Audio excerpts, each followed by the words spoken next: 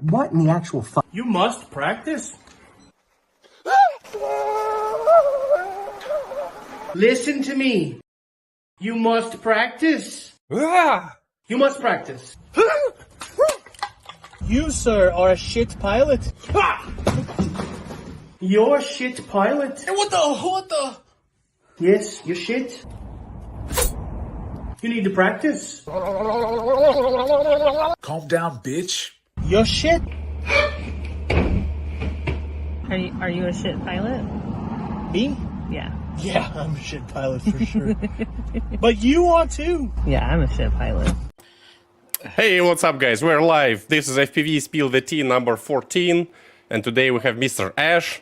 Let's just double check we have everything working. John, you're usually checking if we have a live stream. Can you check if we're live? Yeah, we're live. Awesome, damn, we're live. It says we're live. Yeah, actually everyone watches you, and Neil, everyone watches you. Alright, Mr. Neil, can you introduce our guest today? Yeah, we've got Mr. Ash from the creator, developer, coder, #1 Velocidrone man. He's the one that makes the sim happen, that makes all of us great. Yeah, I think that's pretty. And he's also a FPV pilot by himself. That's correct. I met him at I/O, so he's pretty enthusiastic. And I just want to add, well, before we start asking all the spicy questions, right? We need to sweet it up a little bit. So I also just want to add that that Velocidrone we have now, I think it's kind of blessing for the whole, at least drone racing community, because it's so good. I don't spend too much time in Velocidrone. It's probably that I have equal time as flying in real life in Velocidrone. And I was practicing global qualifier MultiGP in Velocidrone, and my lap times there are 100% matching with real life. And it's just so good, it just works. I don't know, what did you do? Yeah, and I've tried different simulators, but yeah, I don't know. I keep sticking with Velocidrone. How did you do that, Mr. Ash? What's do you have any secrets for that?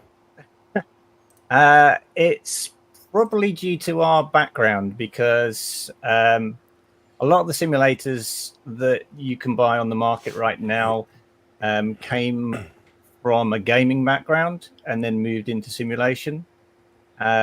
Whereas my team have only ever worked on simulation for I think it stretches back almost 30 nearly 40 years. So you're a simulator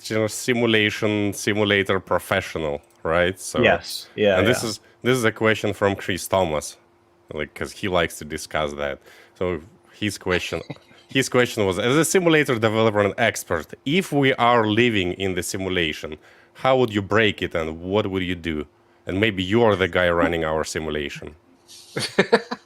How would I break it? Oh, I don't know. By doing dumb stuff that nobody thought you were going to do. That's normally how you break things. That's true. That's how you break games, right? You just try to walk through the wall. Yeah, just do something really stupid. That's normally how you break simulation. Well, I think if you just gotta do a lot of stupid things, then CT would probably already break it. Yeah. Well, except that CT is an NPC. That's true, yeah. You can't break it. It's not allowable within his code. So it's got to be one of us real people that can break it. So I see we have, well, this was one of our questions in the middle, but we have just our first super chat from not sure, $2, so we have to address it right away. So his question is, where is Tiny Trainer? And before, Mr. Ash, we let you answer this, let me play a little song for everyone. Let's see, present. We wanted Neil to sing this song. But I used up all my talent on my British accent in the last episode. Yeah. Let's see, share screen. There we go. Share. Let's see what we got. All right, you can probably even read lyrics. Nah, it's not that easy. All right, I'm playing. Hopefully you guys can hear it. Flying through the sky, see it in a blur. 5'3" tiny trainer, it's a speedster for sure. Cutest little drone.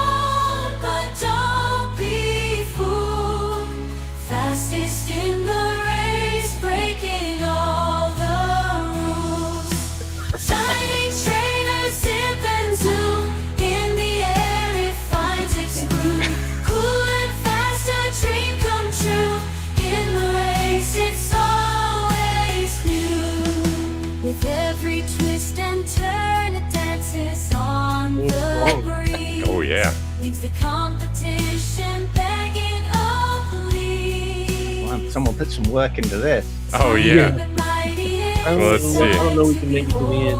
even in the dark. Let's see where we are. Tiny trainer sipping too in the cool and fast, a dream come true. Let's should sing Velocidrone. Always knew. Well, I scroll through that. That's all right. Well, Yeah. good So- work. But I think Neil, you would do way better. So it's kind of shame Yeah. on you that. Shame yeah. on me. So yeah, So- Ash, why are you keeping the Tiny Trainer from all of your loyal fan base? Yeah, well, it's quite a long story, this one, so I'll try and keep it really short. So we had the Tiny Training model created, I think it was towards the back end of 2022.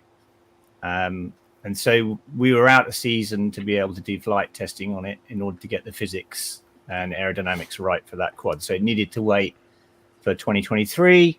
And in 2020, well, in every year in the UK, we don't normally get weather where we can do flight testing until June, July, August. And then we need a dead calm day in order to do the testing.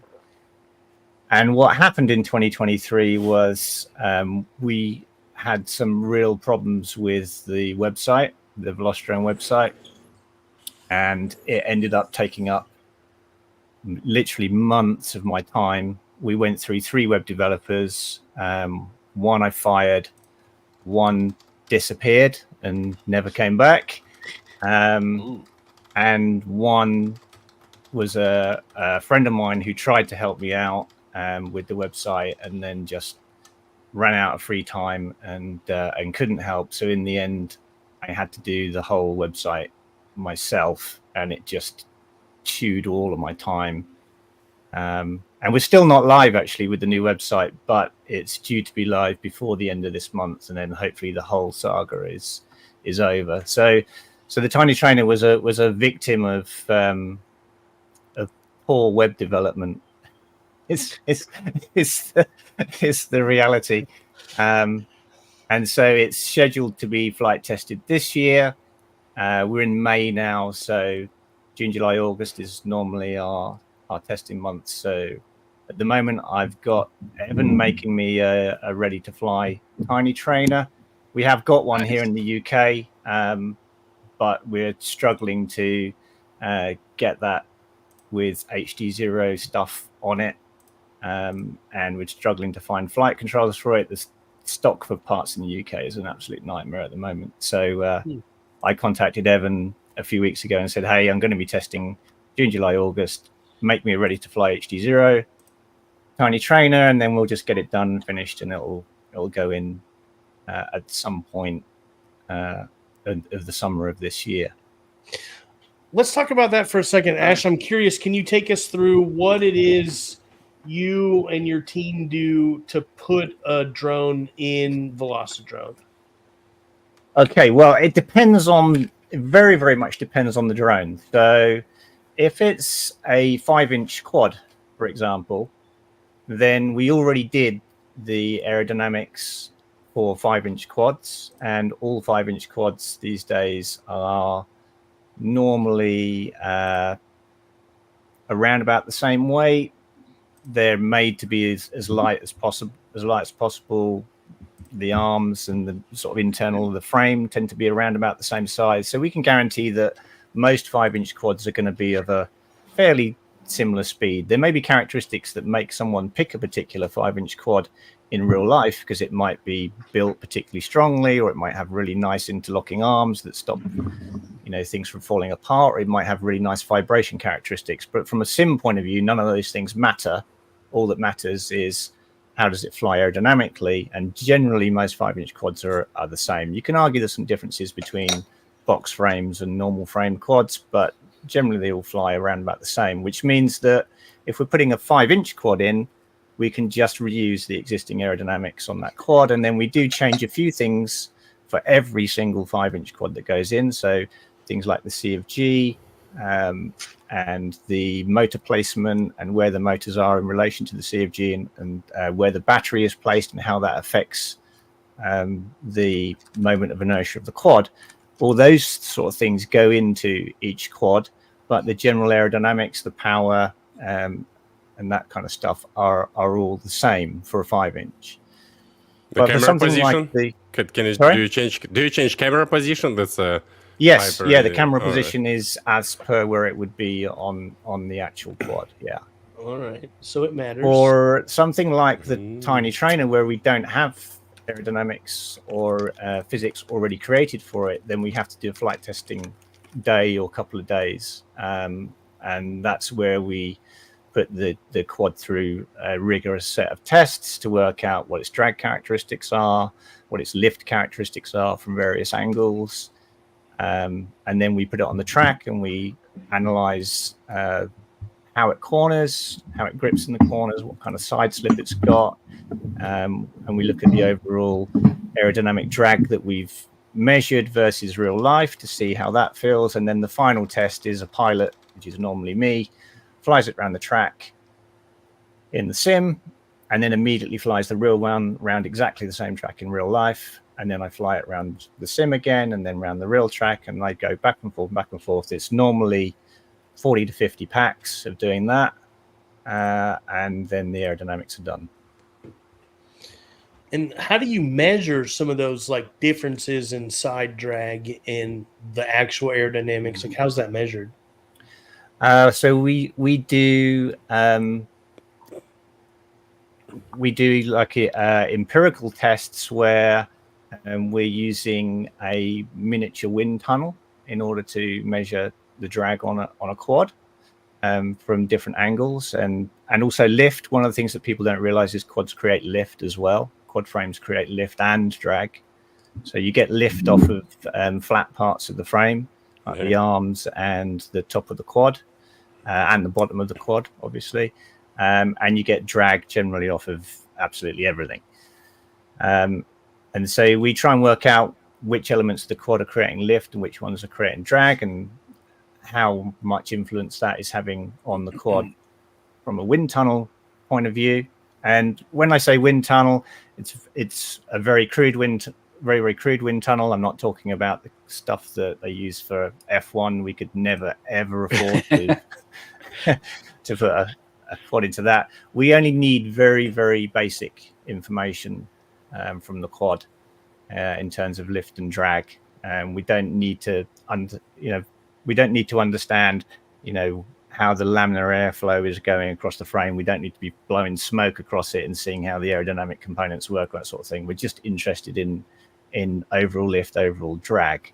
And you can do that with a very, very crude wind tunnel at various speeds, and then you can extrapolate for higher speeds and lower speeds and so on. Because the mathematics of aerodynamics is reasonably well known, so you can generally extrapolate reasonably well. Then once we've got that basic set of data, we do a bunch of tests on props.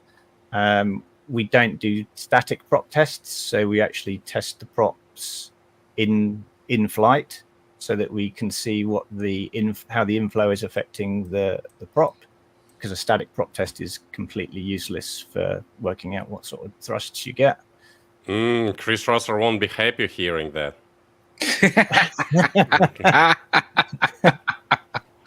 Unfortunately, it's true. If you haven't got the inflow component, then you don't know what the angle of attack is to the prop. So, let me share my screen quickly, because that was also like from Chris Rosser video. They were discussing the other simulator. I think it was Trip. And so they were saying that, not the Velocidrone, the Trip is the only simulator that has like a Betaflight like PEAT controller, and it also like a real physics. And they're saying that all the rest of the simulators are basically just rotating the quad according to your stick inputs, and there is like nothing wrong. And they are saying that the Trip simulator is actually simulating all motors independently, and you can see is like they're saying like classic sims, and like a real simulator is like making the thrust and then making the thrust on the other motors, and then it's like moving not just moving around CG, but it's also like kind of jumping, like, you know, there's transitional movement also. So do you take into account all that? Yeah, absolutely. Yes. I mean, if Trip did that recently, sorry guys, but we did that 8 years ago. So how do you feel when some YouTubers released videos like, oh, Trip is like the first simulator with Betaflight, Pete controller, and like the real physics? I just think people creating the video weren't paying attention. Is that the new one? Is that the new one with like good graphics, but Yeah. they refuse to put any like racing elements into it? Well, they said they said the racing courses, like MultiGP style courses, are in the plan, but yeah. Yeah. I mean, it may be true. I mean, I don't know. I don't look at other simulators' code to work out what they're doing. So I think you would have to be, you know, relatively arrogant to say that you know how other simulators are doing things. You can only be guessing unless you've gone into their code, removed the obfuscation, and then actually looked through their code to try and see what they're actually doing. Can But you do from that? Velostra's, but from I mean, I don't do that. I'm not interested in how other simulators work. I'm only interested in how mine works. Right. So Well, I'm not somebody going in to the speak comments says that Trip feels like garbage since they did the update. So maybe they messed something up. Well, I mean, I can only speak to what we do, and we Yeah. have a componentized simulation system. So we simulate each component of the quad separately, and each component of the quad talks to each other component of the quad using the same parameters as you would have in real life. So, you know, you can start out with a battery because a quad's not going to work without a battery, and you're going to simulate things like the voltage, the amperage, the voltage drop, how much voltage drop you get under load, voltage recovery when the load comes off. You know, those are the sort of things you want to simulate with a battery. You've then got that voltage going into a ESC, and we use a cut down version of real code from a real ESC that uses the parameters from the battery that you would expect to see on a real ESC. And that ESC code has things like mark space ratio, back EMF currents, you know, all the stuff you'd expect to have in a real ESC, and runs real ESC code in order to power the motors. The motors have exactly the same inputs as real motors. So we have current going into the motor, we have amperage, we have heat that's building up on the coils of the motor. Wow. And that's obviously That's a building lot. that's also powering a prop. Then we have a full prop model. Our prop model produces thrust. It doesn't produce thrust that moves in a straight line. It produces thrust that moves in a rotating tunnel. And it uses a whole bunch of parameters for the prop, which you can basically just tell it what the prop looks like, and the aerodynamics code will work out what that prop is likely to do based on data that we feed into it, that we gather from doing prop testing to show what the coefficient of lift and coefficient of drag is going to be at different angles of attack and different wind speeds and that kind of stuff. So we have a full prop model that does that. And then all of that stuff is controlled by Betaflight, and we actually use a ported implementation of Betaflight, currently 4.3 or 2, 4.2. Can't remember. I think it's 4.2. At least not 357, right, Johnny 5? Hey, that was a classic. That was the classic. Yeah. Yeah, but yeah, we did have 357 at one point. We've updated it with different versions of Betaflight as we go along, and we don't just update Betaflight just because there's a new version of Betaflight. We update Betaflight when something in Betaflight changes that is fundamentally changing what's going on in real quads. So the last time we updated was 4.2, and a lot of that was to do with the fact that they had the new actual rate system, and we wanted to implement the new rate systems that were being used at the time, so that people could use their rates that they're using on their real quad. So that was the last time we updated it.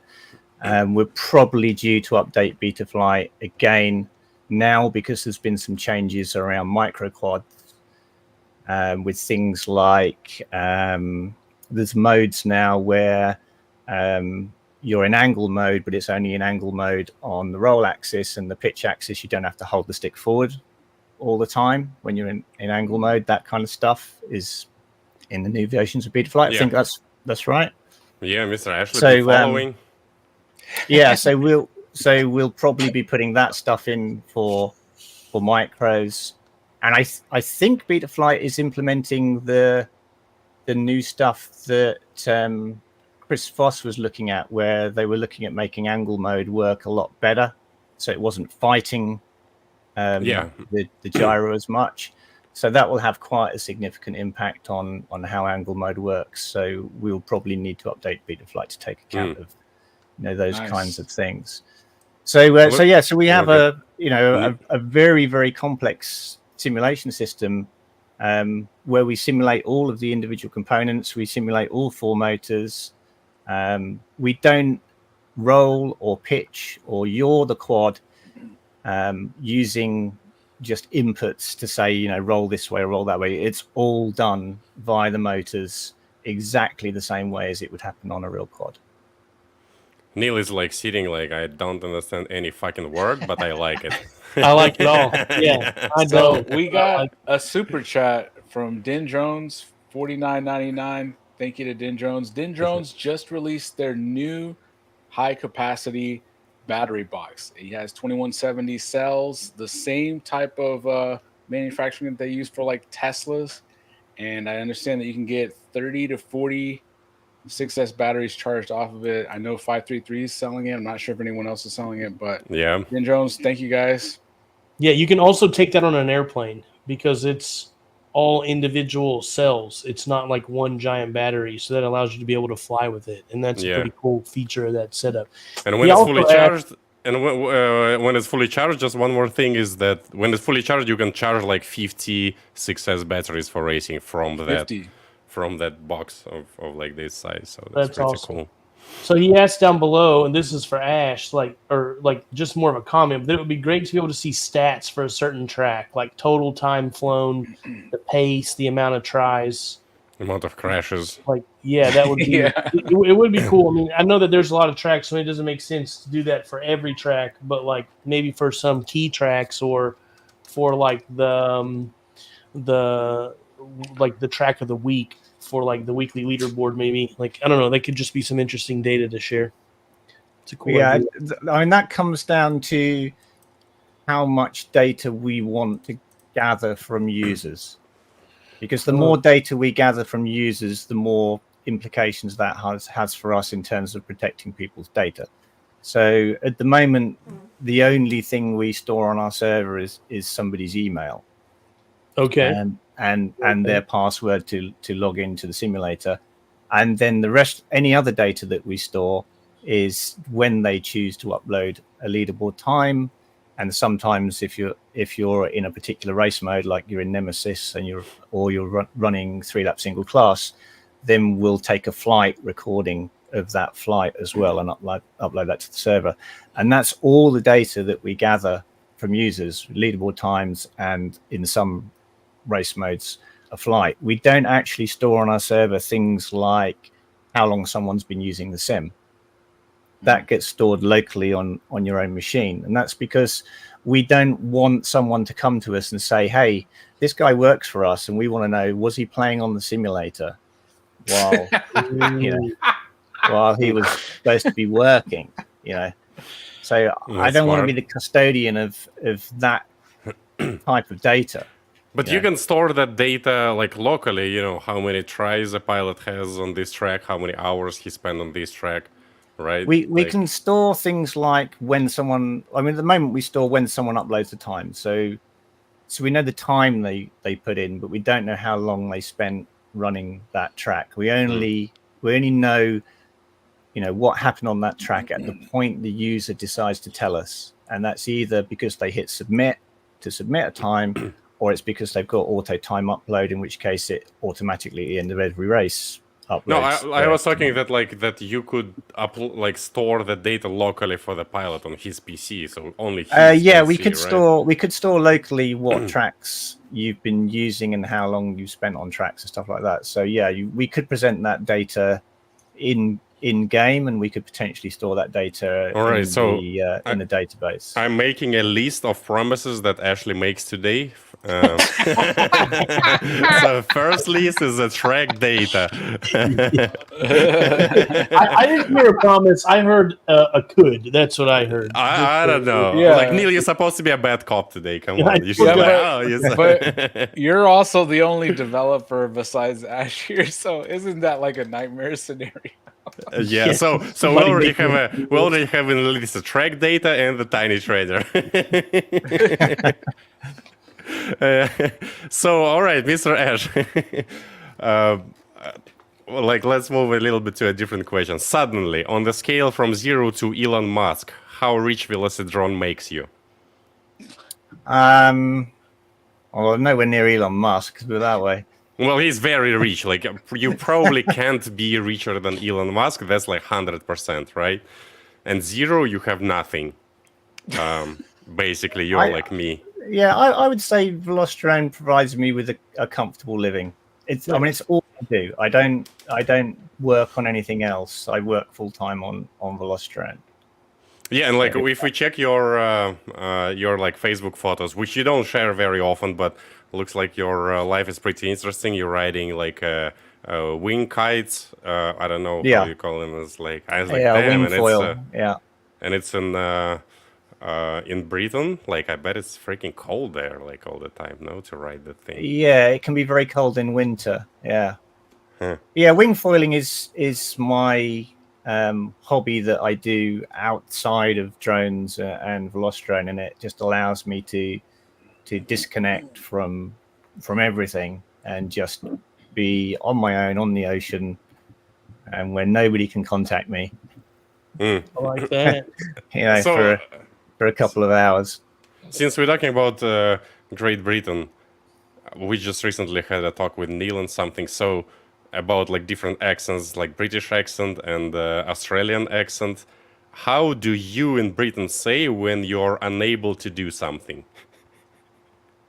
When we're unable to do something. Like, I am unable to do tiny trainer Velocidrone. How do you say it? Like in.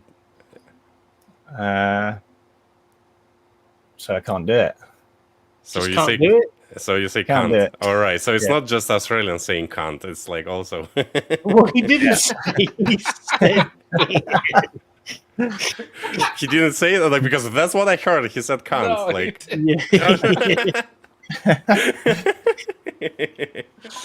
So what? How? All right, Neil. So I'm pretty bad at hearing accents. How did he say? Can you like replicate it? Yeah, he said I can't do it. He said can't. Yeah. So. It's can't, not cunt. Like, It's yeah. the same thing to me. All right. of course, it's the same to you, but it's not the same thing. And it's not also the accent. It's just the way they speak. So. Yeah, well, I mean, Australians do, and certainly New Zealanders, Kiwis do substitute in different vowel sounds. So in New Zealand, they say yes instead of yes. Right? Yes. So they're using an I instead of an E. So maybe they're substituting U's for A's. All right, Right. so you kind of already answered the next question. So basically, Velocidrone is the only thing you do, and it like enough for have a good living, and that's good. So how many members in the team do you have, and why you're acting like you're the only one all the time? Okay. Well, the thing is, it's true for Velocidrone development work. It is normally just me doing that stuff. And that's because we have 3 members in the team, myself, Liam and Brian. So Liam is my son, and he normally sits, you can't see me pointing, but he basically sits over there All right. next to me in the office here. And Liam is working on a simulator, but it's not Velocidrone. Interesting. Is it So, drones or is it that's something else? yeah, it's a drone simulator. Yeah. but it's not Velocidrone. Hmm. So that's what Liam's working on full time. And Velocidrone doesn't work in Unity, which is the game engine we use for Velocidrone. Liam is an Unreal Engine developer, so he's working on a so it simulation. isn't. Hold on, but Velocidrone is Unreal Engine or not? No, Velocidrone is Unity, All right, and Unity. Liam is working in Unreal Engine on another simulator. Do you regret not using Unreal Engine for Velocidrone? Like, if you had to start right now, would you use Unreal Engine if you started from scratch? No, I wouldn't. Hmm. And there are quite a few reasons for that.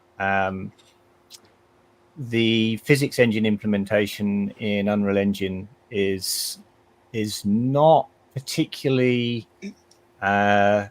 suited to doing the kind of simulation we do. So, like, less control. That's what you say. Little tweaks. With Velocidrone, we need to be able to run the physics engine much faster than the graphics frame rate. Mm-hmm. So if you're running at, say, 144 frames per second on your screen, or you're running at 240 hertz, whatever your monitor is running at, 144, 240, whatever it might be, the physics engine is running 2, 3, 4 times faster than that. Oh, that's like you're like covering all our next questions while answering. I like that. So the kind of next release questions was like, so why some people say we don't know if that's true, right? So you have 144 hertz monitor, but then in Velocidrone you can pop the little screen that shows your current FPS, and if you have a good PC, it can be like 1,000, right? And people saying that even though your monitor cannot do 1,000, it's better. It feels better if it's 1,000, although your monitor is only 144 hertz. The answer to that is yes, maybe, because it depends on how your screen reacts to running faster than the hertz rate. Because you're going to get, oh god, the name of it's gone out of my head. Where you get a line across the screen. V-Sync? No, not V-Sync. Like tearing. Tearing. That's what I was looking for. Tearing. So if you run faster than the hertz rate of your screen, you get tearing, right? But the thing about tearing is that you do get to see some of the image, because tearing is, 1/3 of your screen might be the last rendered frame. The next third of the screen will be a frame ago, and the next third of your screen might be 2 frames ago. But actually you've got one part of a frame on your screen that is actually running at at the faster FPS that you've set. I think chat needs to be running at high FPS, right? So if you're able to see any part of the screen where you're getting that faster frame rate, then you're seeing things more quickly, and therefore you're able to react to things more quickly. But that's only due to tearing. It's nothing to do with physics. So what FPS for physics, if you can call it FPS? Well, it's variable. So when you go into Velocidrone, you can see in one of the settings that there is a setting that allows you to set your physics. So you can set it, I think it's ultra, something like low, ultra low. I think there's a medium and a high. I can't remember all the settings, but that physics setting controls the frame rate for the physics under the covers. And I think if you've got it on high, it's running. I think it's somewhere around 400, 500 frames a second. It's running the physics in the background. So you could be on high, and your graphical frame rate could be 60 frames a second, but the physics can be running at 400 or 500 frames a second. And it should feel approximately the same, right? It will feel approximately the same, but it's not going to look approximately the same. And the other difference that you'll get with graphical frame rate is that it affects the latency that you perceive from your sticks. So from the point you move your stick to the point you see something move on the screen is affected by the difference between. I mean, the physics sees that movement straight away, and the quad is reacting to it in the physics straight away, but you're not seeing the result of that reaction until the graphical frame refreshes. So you That have makes that latency. a lot of sense. Yeah, I feel like I can notice the difference between 144 hertz screen and then when I upgraded to like a 240 or 280 hertz screen, like I was instantly getting better times. Yeah, And, Mr. Ashley, so you wouldn't say that John is full of shit, that this is actually true? Like 144 monitor versus, because this is also a question from DinDrones. Like 144 versus 360 hertz monitor, 360 should feel better. Is that true? Or John is full you of should shit? be able to get faster times on 360 hertz. Yeah, and actually it's for very, very different reasons than things like first person shooter games as well, that you can fly faster at higher hertz rates, because the reason people run high hertz rates on first person shooter games is because when someone pokes their head out from behind a wall, you want to see it as soon as possible. So by running at 360 hertz, you'll see that peak a little bit quicker and be able to react and maybe shoot them before they see you, right? But it's like half, like it's like whatever it is like 2 milliseconds. it matters. I guess, If you play, I guess if you two- play I guess shooters, two- it matters. 2 But it's an milliseconds, advantage yeah. and it matters. You know, if you've both got the same Yeah. reaction times, but somebody's seen it 1 millisecond faster, then they're going to shoot you in the head.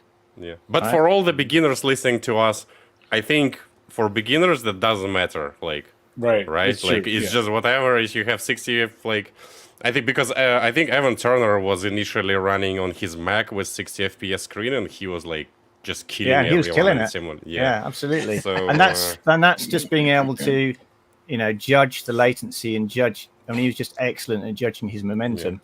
And this is where Velocidrone is different to first-person shooters, because in first-person shooters, your advantage is being able to see that thing a little bit sooner. But in a racing game like Velocidrone, the advantage is being able to judge your momentum better, because you're moving more smoothly at 360 hertz versus 200 hertz, and therefore your ability to judge your momentum and where you're going to be gets better, yeah, and that's Right. why you get faster. yeah. I did I'm back not- and forth Go ahead. comparison too. Like I had a laptop for a while that was 144 hertz refresh screen, and if I did the weekly Velocidrone race from my couch on the laptop screen, I would have one score. But if I went up to my office and did it on my 260 hertz screen or 240, whatever it was, I could always get like 5 to 10% times faster. And I did that several times to the point where I was like, okay, I have to upgrade my whole laptop now just because I always want 240 hertz screen. So when I do the weekly race on Velocidrone. Well, I think also like Yeah. it's worth mentioning that John is pretty good in Velocidrone. Lately, he spent a lot of time there. When I do these testing, switching like, because I have one 44 hertz monitor, and when I do this switching, like I don't feel any You don't difference. notice it. Okay. Yeah, because I just don't spend enough time in Velocidrone, but I should. I just don't. Yeah. So, and we have a question. Well, thanks for $2 super chat from Armando FPV. Why, like, did you ban Yawesome from Velocidrone Facebook group? Do you remember that, Ash? Yeah, I did. Yeah. What was that? What was the reason of banning Yawesome? He crossed the line from being critical to being personal. I see. Mr. Yawesome, don't fucking Yeah. cross that line. And maybe Yeah, Yeah. don't make it personal. Don't make it personal. Yeah. yeah. and that unfortunately was the sort of the breaking point for me. It's like, okay, this is not okay anymore. Yeah. Well, he's But, a good guy. We like Yawesome. well, I will say this: if he wants to be back in the Velocidrone community group, I would 100% let him back in. But would you I'm give not him a just gr- I'm one not a- chance? I'm not a grudges person. I don't hold grudges. There was something he wanted us to do. I think it was to do with the Tiny way trainer. MultiGP runs qualifiers with 3 fastest laps in a row or something like. He wanted that capability in the sim, and and I didn't want to do it, and I had a lot of good reasons why I didn't want to do it. Did he he call you didn't- names for not doing that? I don't remember. He didn't like me refusing to do it, and it got out of hand, and yeah. It's all right. Well, Mr. Done Yawesome, you now. have one more chance. Yeah. Yeah. What chance?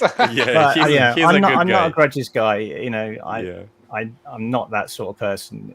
If he wanted to be back in the group, he can be back in the group. And actually, up until that point, he was very, very useful to us in Velocidrone. He did a lot of testing around the Freedom Spec, the original Freedom Spec, and came up with a bunch of settings for Freedom Spec that people were using. Speak of the devil. And yeah, so yeah, I mean, yeah, he was good. Just, you know, Nice. I don't hold any grudge at all. And I think he's a great guy. He's good in the community. But he's You being know, a dick he's- a little bit, so. In that particular instance, yeah. Yeah. Well, while we're, I guess, on features that have been requested but you have shot down, I'm going to ask about one that I've requested and I've always wanted, but that you've shot down. So, like, why can't we have gates that we only hit prior to starting the track, like to create an on lap or a crazy start that you hit only off the blocks and then you start the track? Like, I've Yeah, always okay. wanted that because we run races like that in real life. We kind of enjoy Yeah, having yeah. a crazy start. Yeah, So and I felt quite bad about turning that particular request down. But this comes down to, and Ivan will relate to this, I'm sure, as a developer. This comes down to when you design something to work a particular way, and then somebody says, "Oh, can it do this?" And you're like, "Oof. Yeah. Well, obviously it can do that. You could write it to do that, but the mess you end up with afterwards that you need to then support, and the code that you end up with having done that, becomes an absolute nightmare." And so the best thing to do is to actually say, "No, I'm not going to do that," because you're just setting yourself up for a whole world of pain later when someone else says, "Oh, could it do this?" And then you're looking at the code going, "Well, if I hadn't have done that, it could have," but yeah. So it's it like was- it's like a foundational thing. Yeah, it was just, we never designed the tracks to be able to work in that way. And putting that in would have caused a lot of problems to the way that design, or a lot of changes to the way that design was supposed to work, and it just would have broken so much stuff. And I was just looking at it and going, "Oh my god, this is just a nightmare." Yeah, Mondo, that's what we're talking. Oh, yeah, negative gate numbers. I've heard like that. I know that I proposed that, not knowing how it works, and I've seen other people propose that too. Could you just say this is gate -1, or that also is just outside of the foundation? That I haven't thought about doing it like that. I'd have to look at the code to kind of see whether that would fit, and whether it would be happy to do that. The thing about Velocidrone's gate system is that it's built on a double linked list. So every gate points to the gate ahead of it and the gate behind it, and it has the ability to be able to rebuild a track. Even if you screw up all the gates, you can get all the gates back, again by pressing a key if you have a problem. And that double linked list is really key to how the whole thing fits together. And so any design change we make has to fit into that double linked list, where you have a loop of gates. The last gate points back to the first gate. So the moment you put in gates that aren't part of a loop, that are only there, at the start, you've then got a problem as to how do you create your loop? Because you've got these. So, like, I'm adding to the list of what Ash promised. I'm adding get rid of double linked list for Crazy Star. Nice. Okay, nice. I got one. Before I ask this question, though, I just want to say that it's surprising and incredible to hear about how small that team is, guys. If you think about a 3-person team making this entire simulator compared to like even the free volunteer team that that Betaflight has. It's tiny in comparison. So that's quite an accomplishment to be like the #1 racing simulator out there. I personally always tell everyone that stick time is the #1 thing that matters the most. And I had to deal with like some family stuff for the past year, and I wasn't able to fly nearly as much as I normally would. I'd normally be out at night spot at least like 40 times a year, and I was out like 0 times a year. But I was able to continue doing Velocidrone that entire time. EDOC had invited me to the online FMV regular Joe race, like way back at an IO, and I finally started joining it every week, and I was able to keep the stick time going through Velocidrone. So thank you to the team and everybody for letting me like not let my skills wither. I was able to do a qualifier last weekend with these guys in real life, and I was expecting to just like crash 1,000 times, and I was able to do the course just all because of that Velocidrone stick time I was able to Yeah, get. John, I think you actually became better. John actually became better pilot from so much grinding in Velocidrone. Yeah, Because that's totally true. I mean, like Yvonne, like all three of us fly together, but yeah, John, you haven't been able to join us as much in the last year as you had in the past. But we had our what's it called, doubleheader, our GQ doubleheader last weekend, but the field was flooded, so we decided to not fly on Saturday and do both of them on Sunday. And we just moved into our wooded area.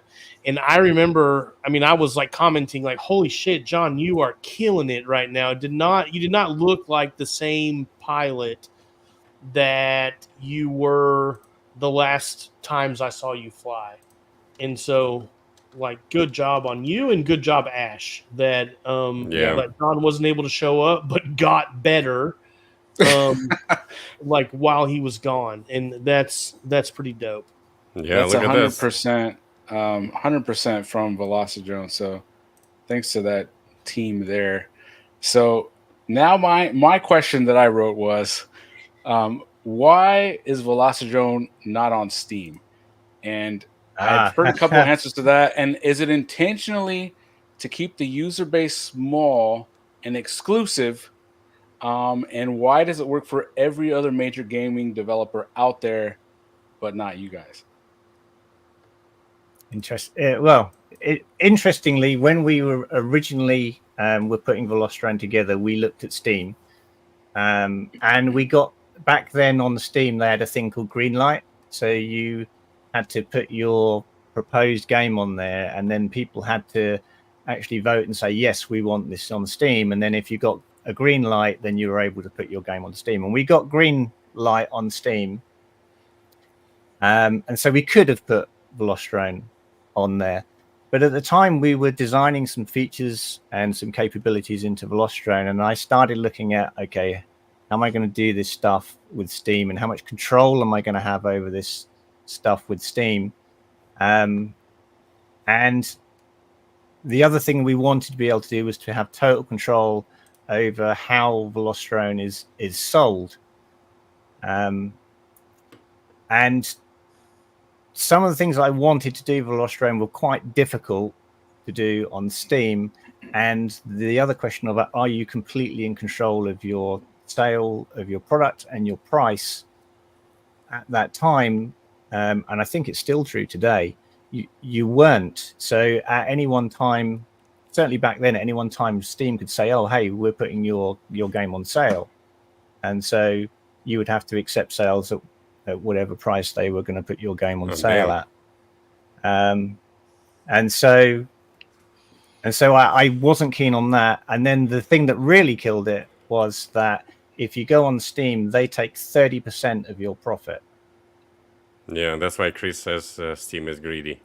30% is crazy. They are definitely greedy. But if they took 30%, but you sold 50% more licenses, that would still be a net profit. It would if that was true. Yeah, unfortunately, right. it's actually not true. I mean, we know how much we sell, and you're able to go on to Steam and look at other simulators and how much they sell, and they're no further ahead than we are in terms of sales. So I feel like our choice not to be on there meant that we were 30% more profitable, although we do have to pay for other services that we could have got through Steam that 30% is paying for, but we actually got them cheaper than if we paid for them through Steam. And I have absolute control over the product. I'm not reliant on any other service for the delivery of Velocidrone and its services, apart from multiplayer. Multiplayer does come from a third party. We use a third party network for multiplayer, which you pretty much have to these days. It's you don't want to be writing your own multiplayer systems. So, like, basically, like, I think I kind of agree. That's what I've heard, that Steam doesn't promote your game at all. You still have to promote it by yourself. Like, Yeah. And to actually have your game like on the first page or something, like, I think you gotta pay for it, or it has to be very popular. Yeah, and there's another issue there as well, which is that the reason Steam is attractive to someone making a game is that when you first release your game, Steam does promote it. I think in the first couple of weeks they promote your game, and they're promoting your game to 2 billion gamers, right? Yeah. But in FPV, they're not promoting your game to 2 billion FPV flyers. Yeah. You know, so what are you paying all the money for? Because they're not actually promoting it to your audience. It's much easier for me to promote my game in FPV Facebook groups if I want to do that, and I'll actually hit more FPV flyers than if it was promoted through Steam. So it was just a bad deal. Is the reality? Yeah. Johnny they're Five, not do you providing the right value. Do you understand bad deal, Johnny Five? You have you're Mr. MBA also, right? So you gotta. I mean, it's fair enough. I'm curious what the difference would be if you launched them. I can't say one way or another if I think that's right or wrong. I mean, the logic all sounds sound to me. And if Steam took away some control that allows us to have better features as a simulator, then I wouldn't want that either, right? Like having total control and being able to evolve as quickly as they can is definitely a bonus for everybody that flies it. I know that sometimes when I recommend it, and people are like, you have to tell them it's not on Steam. Go to this website. You pay this currency that's like a weird symbol. I don't know if that's pounds but like for Actually, anybody here, we're just fixing that. So as I mentioned earlier, the website. The current website is being replaced and will disappear at the end of this month and be replaced by the new website. And the new website supports multiple currencies, so you'll be able to pay in US dollars, you'll be able to pay in euros, Nice. you'll be able to pay in pounds, you know, and any other currency that Stripe supports that I can enable. It will allow me to do. I think there's something like 26 currencies in there if I want to enable those, but the main ones really are US dollars and euros, Canadian dollars, Australian dollars. I mean, Cole is curious if it's possible to pay in feet in Freedom units. What? Oh man. So we have, since we're talking a little bit about promotion, let me share my screen again. By the way, I just noticed not to show, Neil, not to show that you are behind me on the leaderboard. That's not it at all. But there is Mr. Hello Walker, a DRL pilot, and he's also behind me. I'm still a shit. I am still a shit pilot though. So I wanted to show this screen, and this is like a loading screen in Velocidrone. And at the very bottom, you can see that official simulator of MultiGP. So I was curious. You have a partnership with MultiGP, some sort of. Who pays whom? Or how does it work? So I pay MultiGP. And why do you do that? There's an interesting side to this. So if you compare the size of Velocidrone in terms of pilots versus the size of MultiGP in terms of pilots, then it's not a very fair comparison. We're massively bigger than MultiGP. But Velocidrone relies on the health of grassroots FPV, and therefore I'm more than happy to pay MultiGP money to be their simulator partner because it supports grassroots drone racing. Well, we really appreciate it. And We're drone like, racing in real life. yeah. So, I could sit back here and say, hey, people can play Velocidrone. I don't need to support anyone. I don't need to give any money to anyone. People will make the tracks in MultiGP and Velocidrone whether I'm the simulator partner for them or not. I mean, they did when DRL was the simulator partner. It was MultiGP would launch the DRL track, and the first question was, who's going to make it in Velocidrone, right? Yeah. So There's shame years of MultiGP. it's absolutely not something that I have to do. It's something I want to do. This is awesome. Yeah, we really appreciate it. Let me share my screen again, because I think like MultiGP needs all the support. And so I was curious about this logo on the left side. Who is that, and what the heck is that? Okay, FMod. So FMod are a company that make audio software for games. And the sounds that we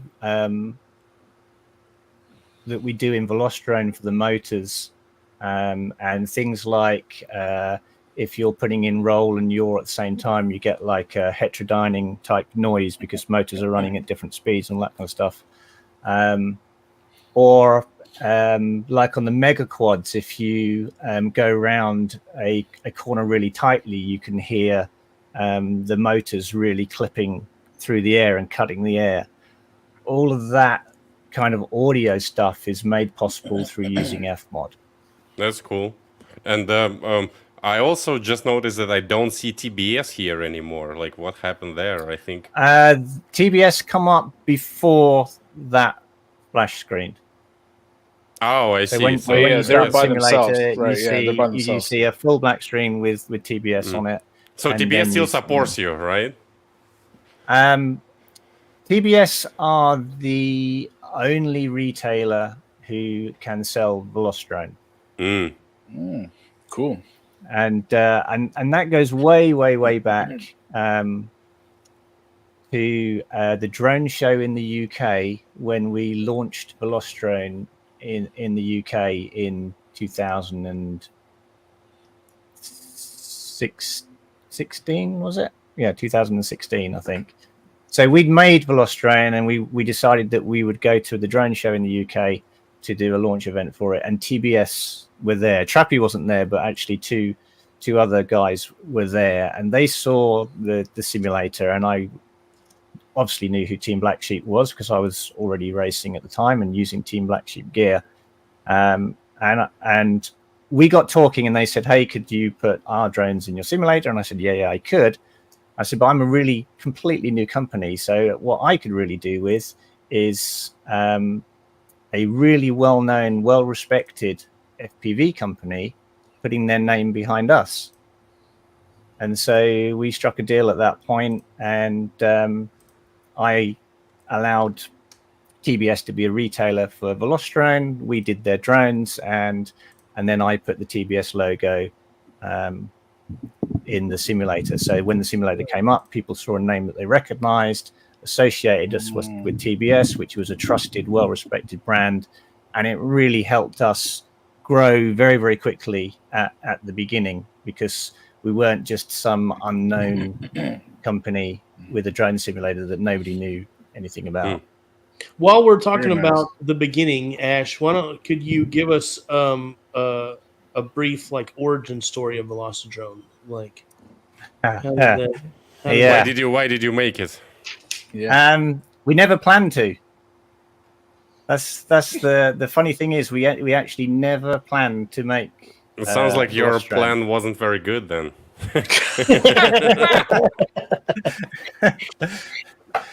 Yeah. So you kind of have to go back to where the Velocidrone team came from originally. So the original team was 4 people, not 3. And it was myself and Brian, who are the remaining members from the original team. There was a web developer, Trev, who did our original website. And there was a professor of physics and aerodynamics, Colin. And that group of people has a history that goes back some 35, 40 years in simulation. So if we start with Brian wrote the True Flight simulator for model helicopters back in the 1980s or 90s, somewhere around there. It was the very, very first RC simulator that used filled in vector graphics. So instead of just being lines, like the old tanks missile game, remember that game? Instead of just being lines, it was actually filled in blocks. So it was the first model helicopter simulator that was, on the market that had actual filled in 3D graphics. So that was Brian's history. Before Brian, there was Colin, the other member of the team, and he produced the first simulator using vector 3D graphics for 3D model helicopters, using real aerodynamics. Actually, some of the aerodynamics in Velocidrone actually reach all the way back to his original aerodynamics work that he did for his first vector graphics 3D model helicopter simulator. And actually, Colin is a really interesting guy because Colin is the inventor of the heading hold gyro. So model helicopters these days, if you see someone flying a model helicopter, it's doing all this 3D stuff and flying backwards, tail first, and all this kind of stuff. And model helicopters couldn't do that back in the 1980s. They had gyros on them, but they weren't heading hold gyros. So as you start to fly backwards, the gyro would hold for a little bit, and then it would just let go, and the helicopter would spin round and fly nose first. And so Colin invented the heading hold gyro to fix that problem, so that helicopters could fly at speed backwards, and the tail would stay where it was put. And that heading hold gyro that he invented was then changed into a 3-axis heading hold gyro and used to make quadcopters. So Colin is actually the father of drone flight with whatever we're heading-hold using gyro. now. That's kind of cool. Yeah. It's so like natural for these days. Like, oh, you have 3-axis gyro, why not? But I guess 30 years ago that was like a novelty. Yeah, so that's two members of the team covered, Brian and Colin, and that's sort of where their origins came from. My origins came from, I used to be a competitive 3D model helicopter pilot, competing in the UK, and I was sponsored by various companies to fly model helicopters. But I was also asked to work with Phoenix RC, and I don't know if anyone remembers the Phoenix model plane and model helicopter simulator. It was marketed by Horizon, and it was a really, really popular simulator in the 90s, 2000s. In that period, sold thousands and thousands of copies, and the guys who originally made it became millionaires. Only Neil is old enough here to remember that. Yeah. So that simulator, I worked on that simulator, working on model helicopter aerodynamics, because they had model helicopters that flew in that simulator, but they didn't fly very well. So I worked with the developer for Phoenix, sorting out the 3D model helicopter aerodynamics and getting the model to fly the way a real 3D model helicopter flies as a competitive pilot. So that's where my kind of origin story fits in with simulation. And then Trev, who's the web developer, he didn't actually have any involvement in simulation at all. He was just a web developer. But in the I think it was back in 2000 and when would it have been? 2009, something like that. I got approached by a model helicopter importer in the UK to ask if I would lead a team to write a 3D model helicopter simulator, which I accepted, and I hired into that team Brian, Colin, and Trev. I was the lead developer on the project. Brian was also a lead developer on that project. Colin was the aerodynamics developer on the project, and Trev was the web developer on the project. And we produced a simulator called Accuracy, which you can still buy today, which is on Steam. Sorry, I just spilled the tea on my keyboard. Yeah, I was wondering what the hell you were doing. Because this is spill the tea. That simulator didn't do very well, and it was a very, very good simulation product, much like Velocidrone. But what was happening at the time, when as it came to market, drones were coming up and becoming the big thing, and model helicopters were just absolutely tanking and nosediving.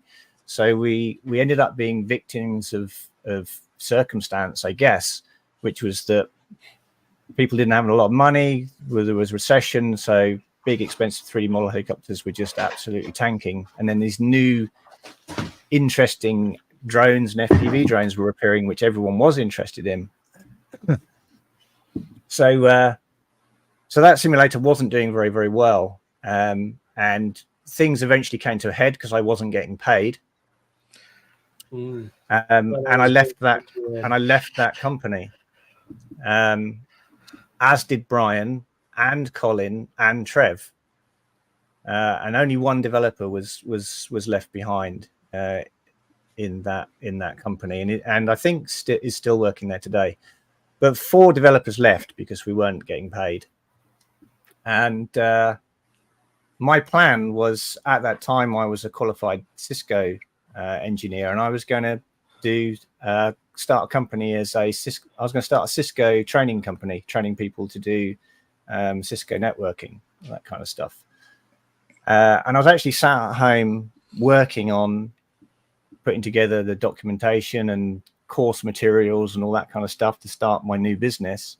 And Brian phoned me, and you have to bear in mind at this point that I hadn't been paid for actually quite a long time in that company, and I'd burnt through a lot of savings, didn't have a lot of money at that time. We were actually registered in the UK as on the poverty line. It was yeah, I got free prescriptions, and I was so poor that I got free prescriptions and that kind of stuff. According to our data, you are as rich as Elon Musk. So yeah, yeah. So things weren't great, but I was putting together a new company, and it looked like that was going to do really, really well. And then what I was doing that, and Brian phoned me and said, "Hey Ash, these FPV drones, they seem to be quite popular." And I was like, "Yeah, well, yeah, they do seem to be quite popular." He said, "Well, why don't we write a simulator for it?" And I was like, "Oh man, again?" I've just had a really bad experience writing simulators, and you want to write another one? And he's like, no, it'd be different this time because drones are on the up. They're the big thing. So we've already got most of the code to do this stuff. We already know how to do all this stuff. We've just got to write the product, and it'll probably take us best part of a year, but then we should have a really good drone simulator. So I had a very, very difficult discussion with my wife at that point, and she agreed that we'd take the risk, and we wrote Velocidrone. Wow. Right. Well, we're all glad you did. And thanks to your wife. Yeah. Yes. Yeah. Yeah, she trusted that it would all work. So yeah. Look at that. Yeah, That's look at that. Or so while sorry, it's just completely different question. Does every website now has this stupid thing that we're using cookies just yeah, pop up? there's It's a It's legal required. requirement. It's Really? required. Yeah. Like for all the websites that are using cookie, it has to like. Yeah. Yeah. It's Yeah, and it depends on illegal. what country you're in as to what legal requirement it comes under. But in the UK, it comes under something called GDPR. So I see. I have to sign up as because we store a cookie. That means that we're storing data based on you. Yeah. And therefore we have to sign up to say that we won't mistreat that data. We won't go and sell it to everyone. And all Henry that kind of says stuff. it in the chat too. Yeah. So I have a question next from Mr. E. So Mr. E and EDuck run the Average Joe weekly races every Thursday night. It'll be happening right at the end of this. And Mr. E asks, can we have more active pilots in a race? Could we use the combat as an example for more than 7 supported? And I will say, like, the Average Joe race welcomes people of all skill levels. So it's not uncommon to have 30, sometimes over 40, or maybe rare occurrences, even 50 pilots. And if we have to run them 7 at a time, it can take quite a bit. But these guys run 2 rooms in order to, a lot of times you can run a full race in an hour and a half. They're super efficient. But if we could have 10 or even more pilots, they could run the races even faster. Yeah. So the answer to this question is yes, you can have more pilots in a race. It requires me to change a few pieces of code, but it doesn't break any design. So yes, it's possible, and we did it with combat. So I already know that there is already code there that supports doing that. I've just got to update the code so that it records data for 10 pilots rather than 7 when you're racing.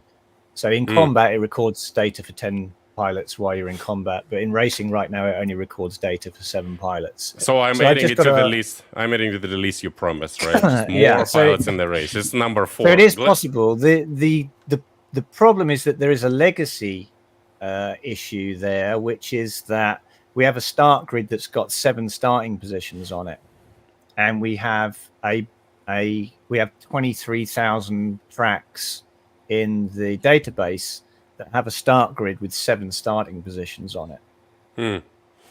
We have a question that we have to address right away because it's coming from our buddy Cole, who is a wing pilot, and he is also the guy. You know, Cole. He is also making measuring all the tracks for MultiGP, and yeah.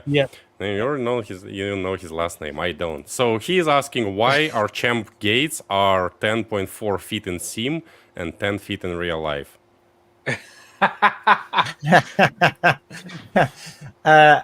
Actually, it's because the gates that were created in the sim were actually created quite a long time ago, and MultiGP has actually changed those gates a little bit since then.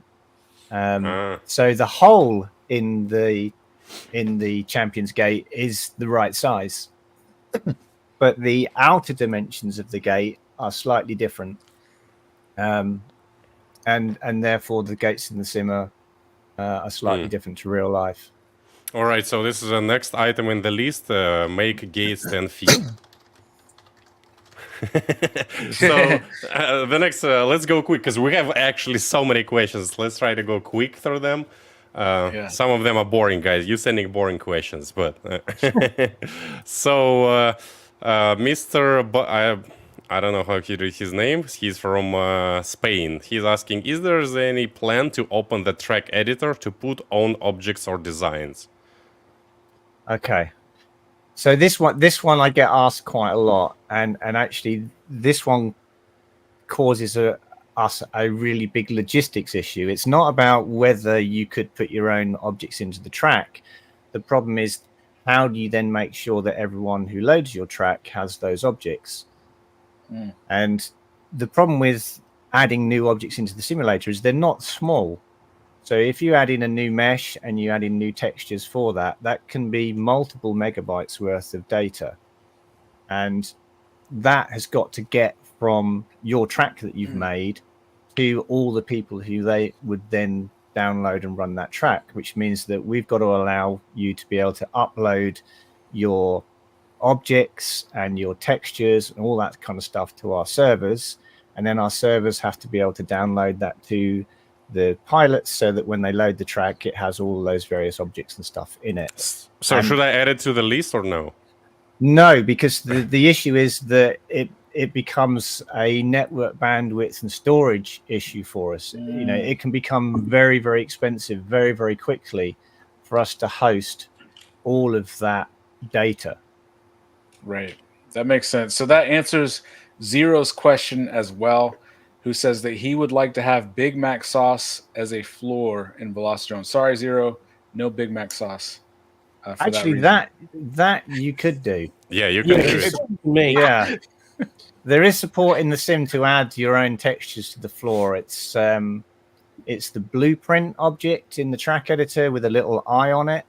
And you can put an object called Velocidrone overlay.jpg in your documents folder, which has the image that you want that to use.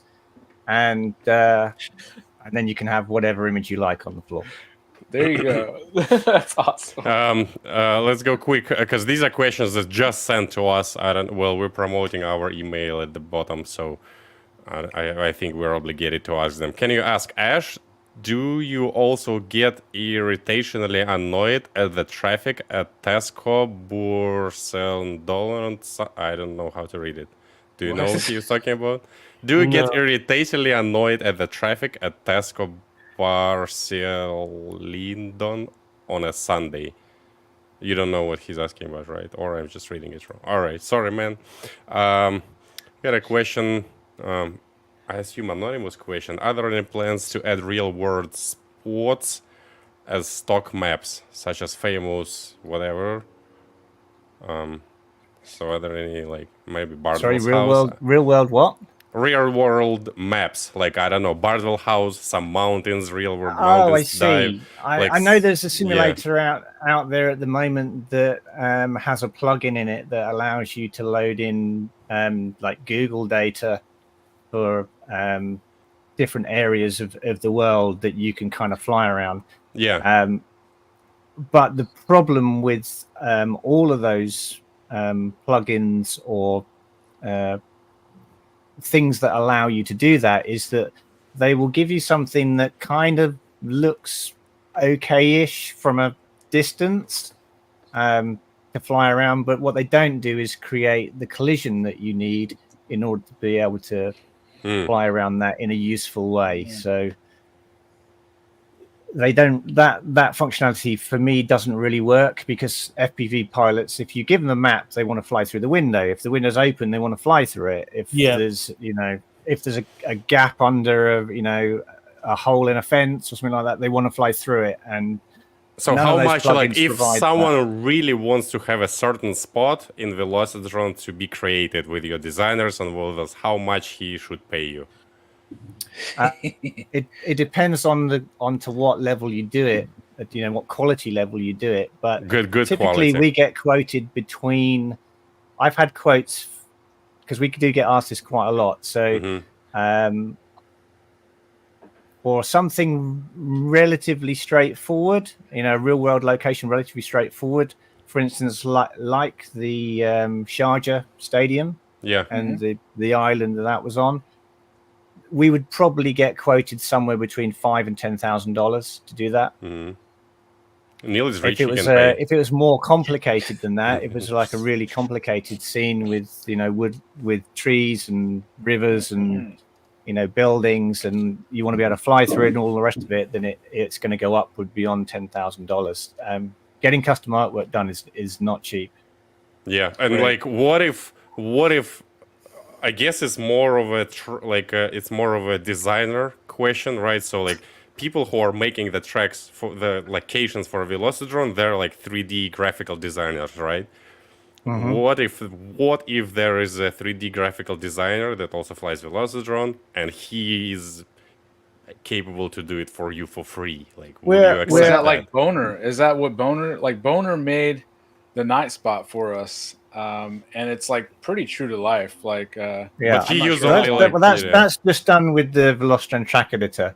Okay. What Ivan is talking about is, what if someone has Unity skills and they can use Maya or one of the 3D design packages, and they could produce, a scenery in Unity, would we be prepared to put that in? And my answer to that would be, it depends on what quality level of work they produced, because, and this is where it gets difficult, because I have had people say, "Oh, hey, I produced this thing. You can take a look at it," and I look at it and go, "Oh my god, this is a nightmare." So no shit designers, only shit pilots. Yeah. So if you know what you're doing, so if you're already a games designer, you know how to optimize, you know how to do collision, you know how to make your scene efficient, you know how to do efficient mesh design, and you know how to design that in Unity and make it run at a good frame rate, then absolutely, we're completely open to being approached and asked about whether,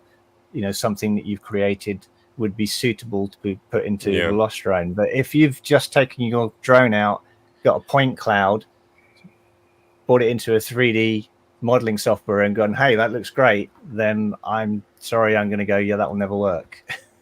All right, guys. So you either $10,000 or you have to do it by yourself. Good, but you have to do it good. You need to do it good, yeah. Yeah, it makes sense. Makes sense. I wanted to ask, I don't know, maybe Neil, you want to ask something, but I really wanted to ask that because I am deeply offended that Velocidrone default rates are not Betaflight default rates anymore. Like they used to be 3 years ago, but not anymore. And I fly default rates, and every time I open up Velocidrone, I'm like, what are my rates? I don't even know my numbers. I never look at them in Betaflight. And I have to do it for Velocidrone. Can we please fix it? Can I add that in the list?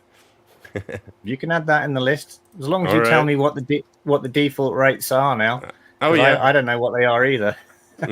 yeah, I'll definitely let you know. That's for sure. All right, rates. I'm adding it to the list. So there are actual rates and some numbers that I don't know. So yeah, all right. What else, Neil? I think you had some interesting questions. No, I was more just I'm getting rid of questions. So like all right. Yeah, we have too many. So we also have a question from Anonymous. I assume everyone who sends questions in the email, they're anonymous. Where was the question? Oh yeah, is there a plan to make API for lab track records? At the moment, lab track results can be obtained only for official Velocidrone tracks with web crawler. Only way to export lab times for custom tracks is manually from within the game. If API was part of the game, it would be easier for FPV racing communities to organize tournaments, leagues, etc. This API can we get asked about this occasionally.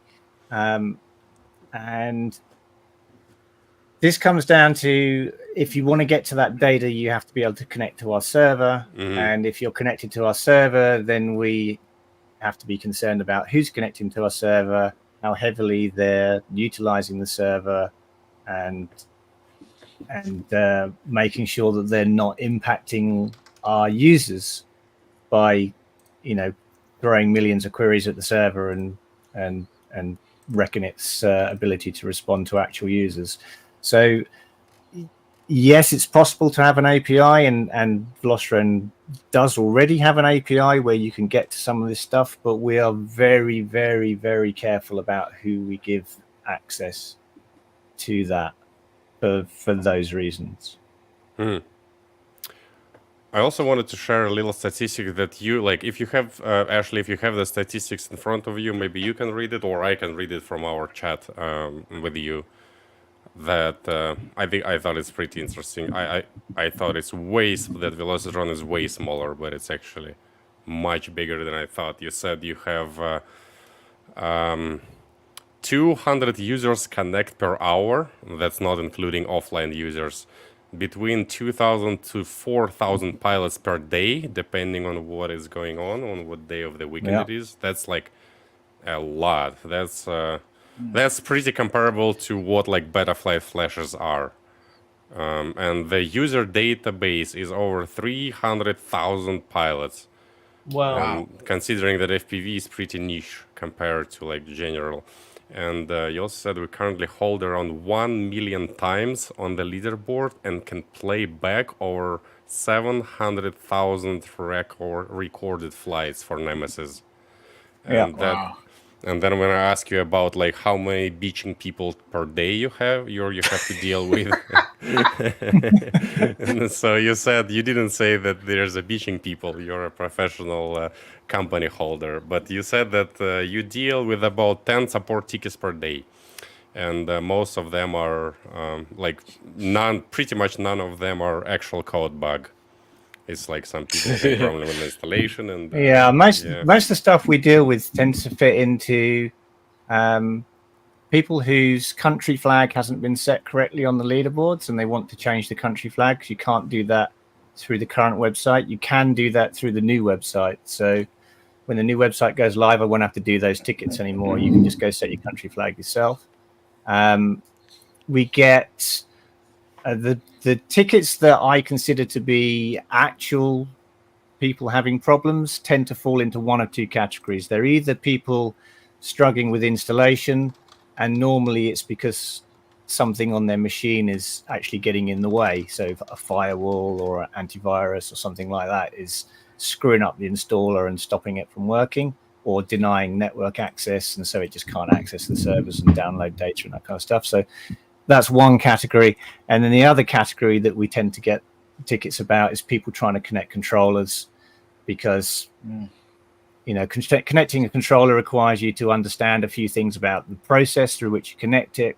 Very often people don't know they have to put their radio into joystick mode, or they don't know that on a Mac you can't connect USB-C to USB-C, because Macs only have USB-C ports. You have to go USB-C to USB-A, and then using the USB-A to USB-C converter, and then it works for reasons only Apple understand.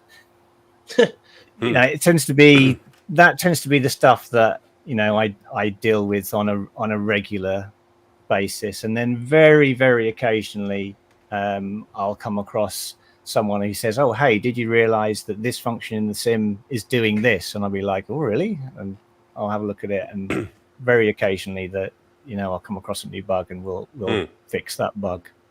So, but yeah, I mean, actual bugs are really quite rare. Most of it is just your usual, install, connecting a controller. So people trying to use like Logitech controller that you use for a submersible, looking for the Titanic, is that what are they trying to use? Like all kinds of weird controllers? We quite often get people trying to use the DJI controllers for Mavics and that kind of stuff that just don't work with any simulator, because they are unable to connect to a PC as a joystick. So we get some of that. Nice. And we get people who've done everything right, except they don't know that the cable they've used is a charging cable and not a data cable. Oh, I know it from Betaflight supports. That's like the most asked question. The number one. Why my PC doesn't see Betaflight? It's just because your cable. Yeah, it's just stupid stuff that trips people up, and it's not their fault. They just, they just don't know. Oh, I missed interesting statistics that you have 23,000 user-made tracks in Velocidrone, and half of them are made by Mr. Nice. I made a lot back in the day. Yeah, well, you're still making. Can I fly Velocidrone with this radio? What is it? It's a surface radio. RC car. RC car radio. Isn't that a 2-channel? Well, yeah, it can, like you can connect this little wheel, and it has a lot of channels here on the wheel. Like. Oh yeah, so yeah, probably. Do it. Yeah. That's awesome. 700,000 Nemesis flights. When the Nemesis feature came out a few years ago, that was like a game changer for anybody that was trying to crash leader times or get better.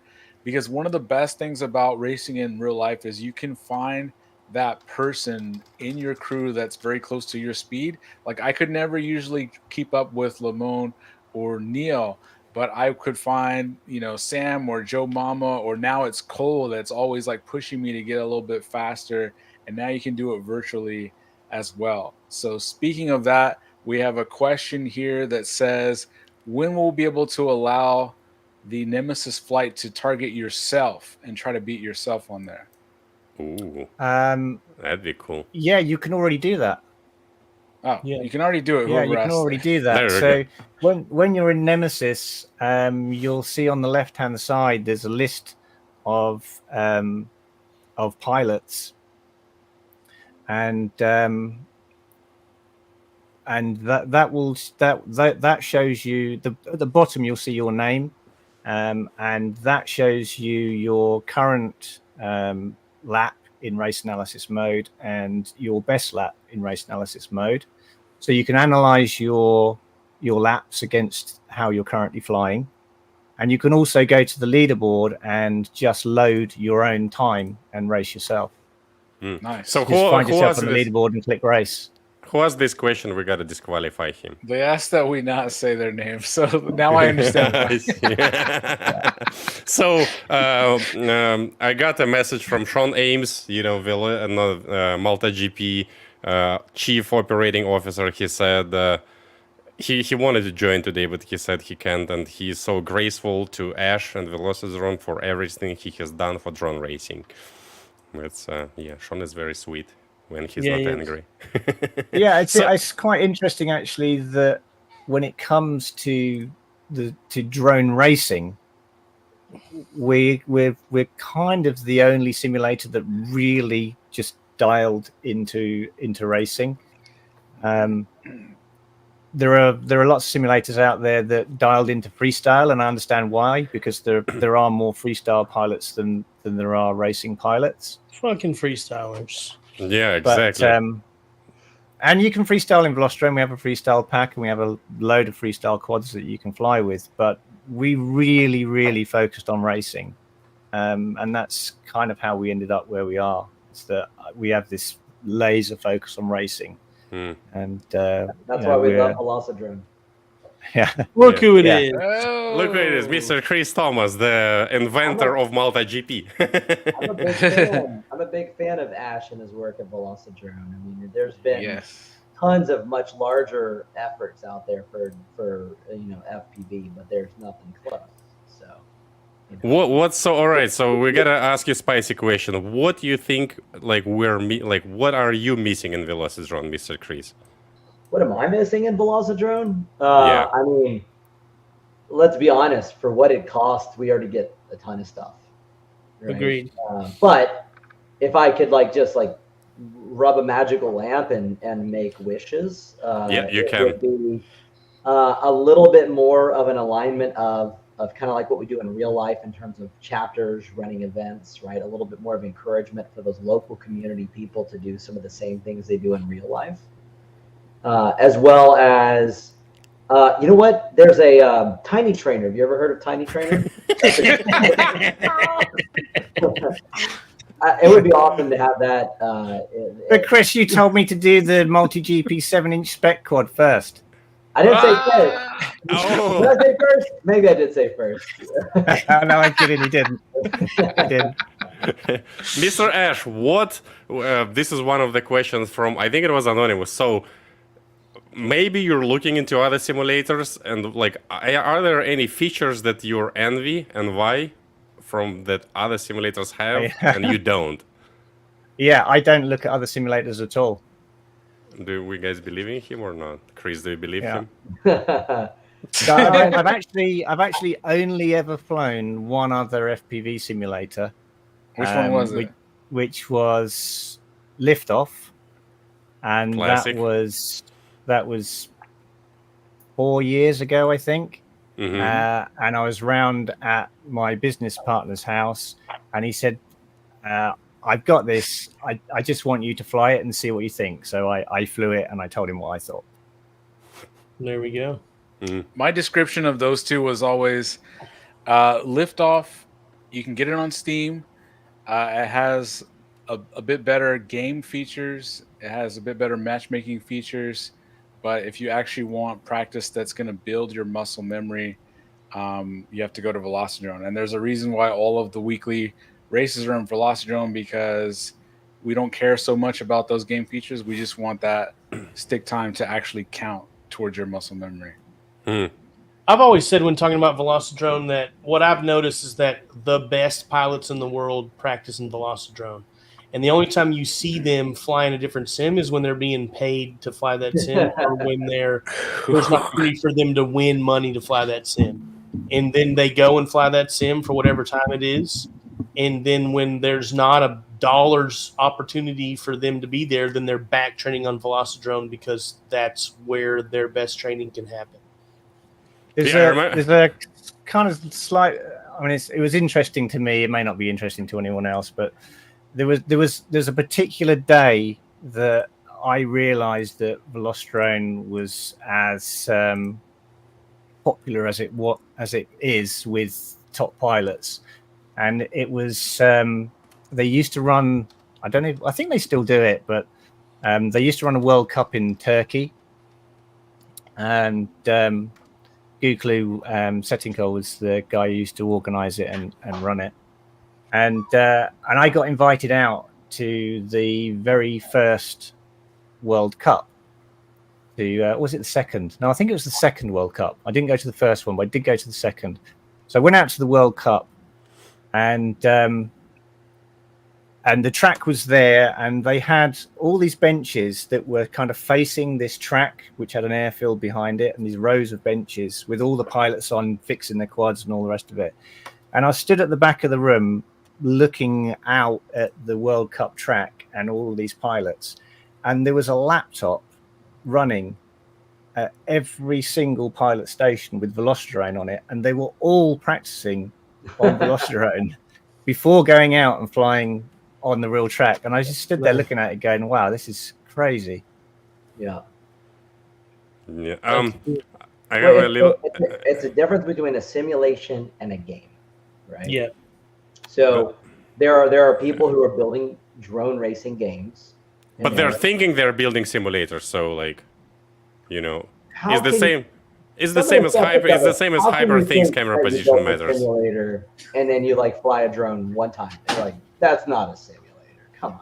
Right. I mean, yeah. Well, feelings are, you know, yeah. So we have a little spicy question. I forgot who asked it. So, is it still true? Because I am not sure. Like, I thought that in order to make a Velocidrone track similar to real life, you have to build it with a little bigger gates. Neil, is this still true? Yeah. I mean, the 5-foot gates feel very small in Velocidrone. The champ size gates feel more like 5-foot gates. Why is most, that? Like marquee tracks, like all the tracks that Colby builds for VRL, or a lot of the tracks that are raced on in these series are like the gates are blown up. I think it's a little bit so people can just go faster. But Yeah. I know that Ash, you've said it is actually a 5x5 opening, but it just feels so small when you're trying to fly it in the sim. Why is It's that? actually it's to do with the camera. It's to do with the camera in the simulator. So we have two cameras in Velocidrone. We have the normal game engine camera that comes with the game engine, which some people choose to fly, and that one you can change your field of view and set the field of view how you want it.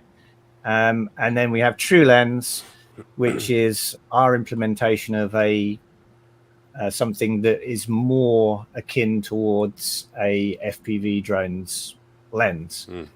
And the difference between the two of them is that the built-in camera requires far less resources in order to render the scene as you're flying, and so you get much higher frame rates if you use that camera, but it doesn't look, when you're flying it, quite the same as it will look on your real drone. And then we have True Lens, which requires way more resources in order to render that camera, because I have to use 5 cameras in order to create the True Lens image instead of 1. That was one of our questions, by the way. Yeah. And that then allows me to get that much wider field of view that you get on FPV cameras, and then we put some of the barrel distortion that you get on FPV cameras into that camera, but not as much as you get in real life on that camera, and it's for a very good reason. And actually, if we used the same field of view and we extended the barrel distortion to be the same as real life, then the gates would actually look the right size. problem is that when you blow up a camera to that size and put the barrel distortion on it as well, it looks wrong, even though it's right. On a tiny little screen in goggles, it looks right. But on a big screen in front of you, it looks wrong. And it actually makes you feel sick. And so we don't have as much barrel distortion as we should have in TrueLens. And that therefore still makes the gates look a little bit smaller. But if you fly the real the game engine camera and TrueLens back to back, what you'll notice as you approach the gates is that with the real camera, the gates tend to kind of stay the same size, and with TrueLens, they seem to get bigger as you fly towards them, like they do with a real quad. And all that's happening in real life with a real quad is that widening of the gate as you fly towards it is a little bit more in real life, which makes the gates seem bigger in real life than they are in the sim. Yeah. Someone in the Gregory, he confirms that when he flies simulator with the goggles, then the gate size feels correct. But nobody can do it for too long. Like flying in the goggles for an hour straight, like that'd be weird. And we have a super chat from Mr. Boylak. Thanks for 250 Siberian dinars. I just googled it. So he was the guy who asked about API, and he's asking. So the answer is basically possible, but you have to contact us, right? Did he get it correctly? It's possible, but you have to contact us, and then we have to work out whether we trust you with the access to the API. And the Mr. don't trust anyone. Yeah. So there are people who do have access to the API. So, for instance, some people here will know Hydra. Yeah. Yeah, so Hydra have access to the API, and they use that for doing their, when we used to run the races, and you had the Hydra app, and you could bet on the pilots and that kind of stuff. Oh, I see. That's cool. They were interacting with our API in order to use. So it's not the Hydra Clean Flight developer. It's the Hydra the app, right? Hydra the app. Yeah. Joel. Cool. Yeah. So that's one example of someone who has access to the API. And they got access because I met them at I/O. We talked, they were straight up stand-up guys, and I trusted that they would use the API appropriately. Let's very quick. So someone asked a related question to the gate size. They're asking for the feature of just scaling the whole track for when you want to build it in real life. Would it be possible to make just select all and kind of scale it down all together? I think Cole would also enjoy this feature for when he measures his stuff. I think you can select all and scale it all down, but it's going to scale everything. It's going to scale the distance between the gates and the size of the gates. And but you can draw a box around the whole thing and then scale, and it'll scale it. But then it will scale everything. Would it be possible to scale just the gate size? I don't know. Can we add it to the list you promised? Keep the XY position of the obstacle and just scale the obstacles. I don't think I can do it because different objects have different centers depending on how they're used in the track editor. So for example, a gate normally has its mesh origin in the middle, so when you scale it, it scales from the middle in. But something like a fence will have its origin on one end, so that when you scale it, the fence gets longer or shorter, because that's more useful for people when they're setting up drawing fences and that sort of thing. So if you then select everything and scale, things are going to scale from different origins, and you'll get a weird result. Mr. Chris, let me show your face. So apparently we just figured out, since you're here, I'm so glad you're here because I wanted to ask you this spicy question too. All right. So apparently Velocidrone has a very huge, they have 200 pilots per hour, right? It's a big thing. But we love MultiGP, but we have to realize MultiGP is way smaller than that. So do you feel guilty that Velocidrone still pays you for promotion? That feels guilty. Say no, Chris. Nope. Not at all. Yeah, you didn't need to tell him to say no. No, I mean, but look, it's two different organizations, right? Yeah. What it takes to do with MultiGP takes real dollars with real people and lots of time and lots of energy. If it was as easy as me clicking a couple of boxes and now we have champs, absolutely I'd feel guilty, right? But I've got thousands and thousands of hours of setting up and tearing down and running events, and yeah, it's what it takes. Well, we appreciate that, you know that, but also Mr. Ashley spent thousands and thousands of hours building sim. Like, what's harder? We don't know. Yeah. Well, the difference is if Ashley stopped doing anything right now, he still has a badass simulator. Whereas I got to go to IO in a couple of weeks and keep running events. That's true. Right. Mr. Ashley, you coming to IO this year? No, this year I'm not. Damn it. Well, you're like, apparently you are as rich as Elon Musk. You can afford doing that. I'll tell you something that's a little bit spicy that the MultiGP team might not like me to tell you, but I'll tell you anyways. Oh, that's what we're Tell here us. for. Let's go. And this was for you, for Ash.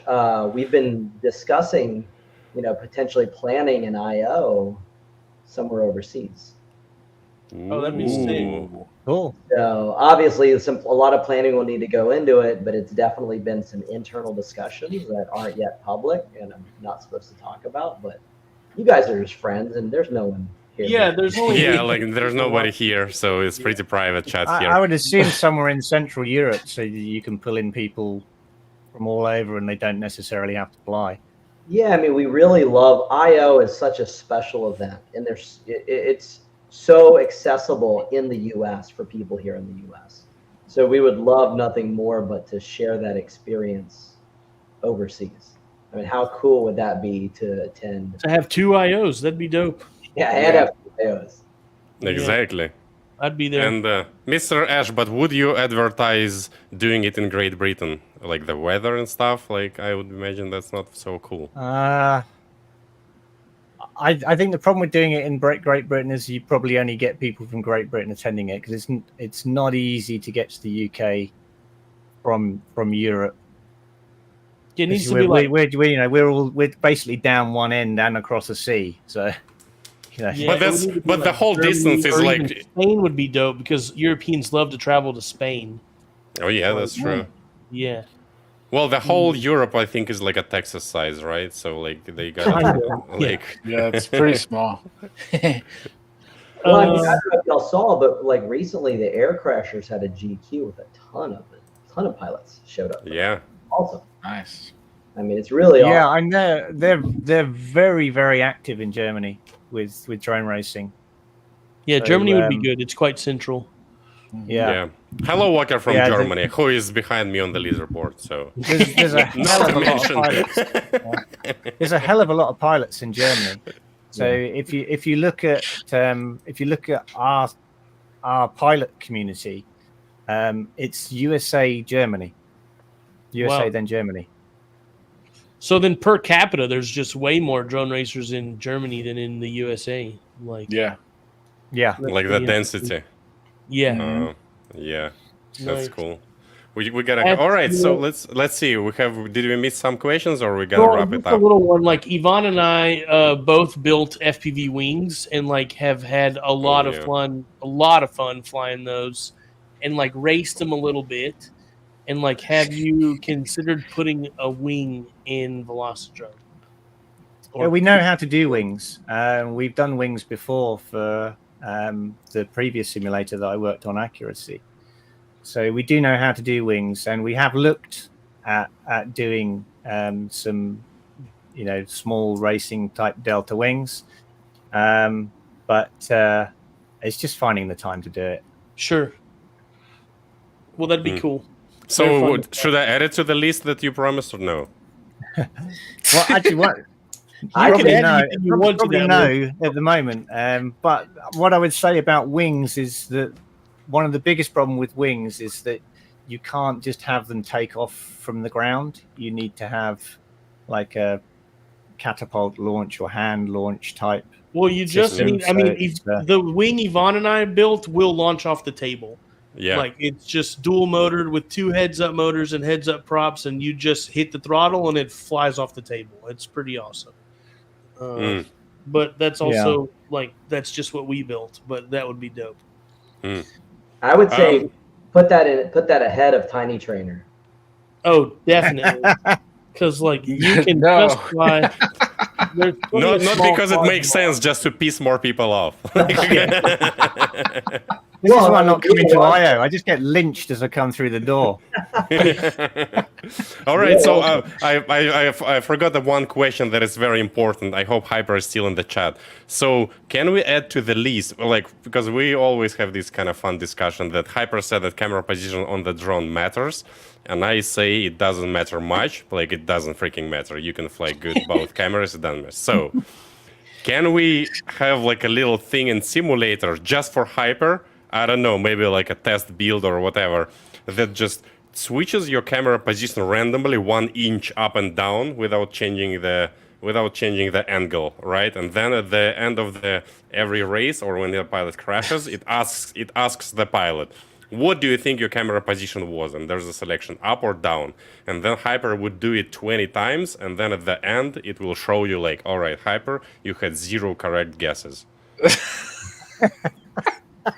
Why don't you just avoid all the code and just have the survey and then the 0 guesses part? There Yeah, you go. it can also just say Hyper is wrong, like at the top bottom right corner. But like, so Or seriously, Yvonne is wrong. I think way more people think Yvonne is wrong. Than no, Hyper. no. For really being weird. Like the chat says so, I say so that's got to mean something. And Well, yeah, Hyper says so. a lot of Hyper is people- above you on the list, by the way. So Yeah. like, if we just say whoever's higher on the list is right, then Hyper wins. Well, Well, the thing, no. The thing is like, all right. So let me pull myself. So this is the plot, right? So there is a plot like your skill level, and this is how full of shit you are, right? So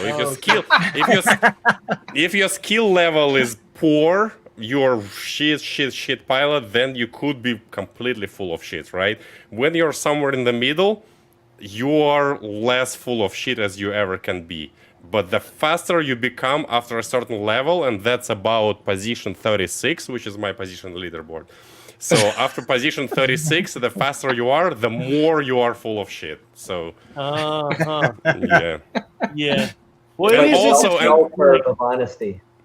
Yeah. And all right, Mr. Ash. So would it be possible to do just like a test build, so that, and then we have a video with Hyper that he flies blindly 20 packs, and then it just gives him like a list or spreadsheet or just a file how many times he was full of shit. I mean, yes, it's possible to do. Whether I want to spend time doing it is a different question. That's true. Yeah, look, Chris Ledford figured it out. We just need a poll. We have a poll on MultiGP community. I would put some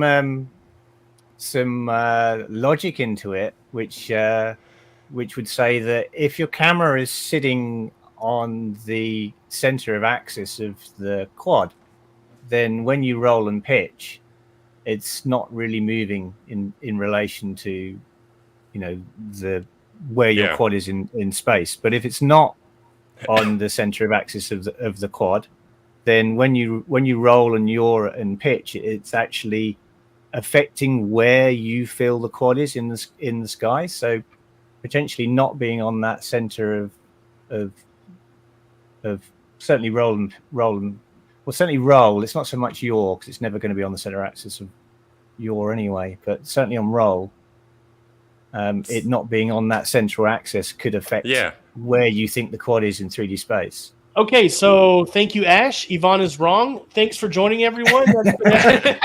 All right, so, but even if everyone is wrong, he is higher than Neil on the leaderboard. So. Well, that's true, but that's because I don't care anymore. All right. Well, that was a joke sign off, but I really think we have gotten through just about all our stuff. Yeah. And it has been truly a pleasure to have you on today, Ash. Thank you from the bottom of my heart for the work you've done. John thanks you for sure, because he got faster in the year that he couldn't join us, but only flew Velocidrone. I believe for sure that it's the best training tool that we've got out there outside of flying in the real world. And it's great work that you do. And we all thank you very much for that. And thank you for taking the time to join us today. Yeah, awesome. Thank Yeah, you very you're much, welcome. Mr. Ash. You want to say Happy to be here.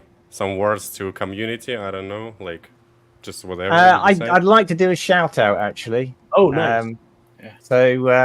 So there is one track designer who, for several years now, has done absolutely stellar work for Velocidrone and still does to this day. He normally is the one putting up the weekly TTs. It's Stefan Lutjin. I hope I pronounced his name right. BonerFPV, most people know him as. Yeah, we can say that right. Yeah. He has a Patreon. So if you're a big Velocidrone fan and you're not on Boner's Patreon, then consider supporting him because he does so much work for Velocidrone. We're on his Patreon. I'm on the top tier of his Patreon because I appreciate what he does for us. And it'd be great if more Velocidrone pilots supported what he does. Good Well, call. but yeah, he's pretty good. But also Velocidrone should have a Patreon because we just buy it once and then we use it for 5 years. That's true. I had a should whole be at little least talk something. about that in our last thing that we Yeah. would like to pay you more. So that it's not, maybe it's not even necessary to pay, but if you Yeah, want to, you just don't have to just go right now. Just Yeah. send it. Yeah, set it up. Exactly. Set it up. I'll put it. We got a new website coming, which unfortunately I'm now the author of. I wanted to have a web developer, but that didn't work out. So I can put a donation link on there if You know people what want to do that. No obligation, but A donation link to the projects that people want to see Velocidrone work on would, number one, you're going to get the donations, which would be good. And number two, like, hey, you want to see something, it's not free, right? Right. Development But is- with the dollars, I like that. And also That's- number three for Chris means you can pay more money to MultiGP after this. There you go. I got kids to feed. I guess. Well, last thing is like, how do we get more people to do combat? Because now while I haven't done combat in a while, I'm glad you brought this up actually because Yeah. I was gonna talk about this. So there are some pilots who have played combat and played combat a lot, and certainly the guys who beta tested combat spent a long time in combat with us developing that software and getting it to the point where it was really fun. And yes, I maintain to this day that the most fun I've had in Velocidrone was in combat. me too. Like, I got to be a part of that beta test group, and there was a time that we played every night. And yeah, that and it was addictive. So much it was fun. so addictive. Yeah. And then you know, I guess I realized that, well, Velocidrone is no different. Drone racing, there's a huge skill gap. Like, you gotta want to get good, and you gotta be okay with sucking in the beginning and then getting better over time. And that's the same with combat, but that's no different than picking up a new first-person shooter. Like, you're gonna get just smashed the first several days you play it. Yeah, and we had a lot of pilots who joined combat in the early days when we had a team of beta testers who just wanted to play combat all the time, but had got really good at it. That's And then the we had problem. new players joining who were getting absolutely wiped out by the beta testers, and they were like, "Oh, I'm not playing that. I just get absolutely destroyed." You have to have a skill reset button for beta testers. Yeah, and one of the really unfortunate things is that FPV is a niche. So I would love to be able to do skills matching in combat, so that people get put into lobbies where there are people of a similar skill set. But there's just not enough players I mean, there's a lot of combat players. There are loads of people who have got combat. And I looked it up recently. I can't remember what it was, but it surprised even me. There are thousands of combat players, but not that many playing it online. And if you haven't played Velocidrone Combat and really stuck at it and worked out how the game modes work, it is immense fun. It's so much fun. It really is. And the other thing is that I didn't realize when we wrote combat was it actually makes you a better pilot. Yeah, I believe that because it makes you do weird moves with your drone that you would never do. And it also, like, what I found was that I think it would help you in a situation where, like, say you're flying in traffic and you have to be off your optimal line and make corrections based on something happening in front of you, not just flying the track, where, like, combat forces you to be making corrections based on what's going on around you. And then I think that can transfer to your, and you like, could be flying. You could be flying through a building and round and through obstacles, and trying to shoot someone at the same time, which is a whole new level of flying. Yeah. I think also, Neil, it's so much fun for you because you just crushing noobs there, and that's always fun. So. Well, no, I mean, like, because whenever I played with this beta flight, with this beta test group, I was somewhere in the middle of it. Like, I wasn't, you know, or maybe like upper middle, but like, there were plenty of people that were far better than me. And I mean, Colby is insane at combat. Yes, He's just off the charts good at combat. So, like, but when we had that first tournament, one of the things that I kind of look back on and makes me smile when I think about it is when we had that first combat tournament when we launched it, and we had different teams and we'd all been practicing and came together and we ran that tournament. The celebration from the winning team at the end of that tournament, I've never seen anything like it. It was off the charts. Yeah. All right, guys, fly combat. Yeah, fly combat. And we got a comment from not sure. I don't know if I tried combat. Oh man, it's fun. It's like, do you like to fly drones? Do you like to shoot stuff? You're gonna love combat. I just don't see how there's not more people doing it. Yeah, I think the main issue, and we never really got to solve it, and I would still like to solve it because I think combat is an underutilized tool in the flying box, you know, in the flying toolbox at the moment. But the thing that we didn't get to do and still haven't done is make it so that you can kind of form a team and then get into a league and then have organized matches where you face off against other teams in a league. And we never really managed to get that together because it kind of needs to be done with a website. So maybe this is going to be my job. Well, when you finish your new website and then you feel like working on web stuff again, that's just the next layer. But we kind of needed a foot pedal. Foot pedal is key.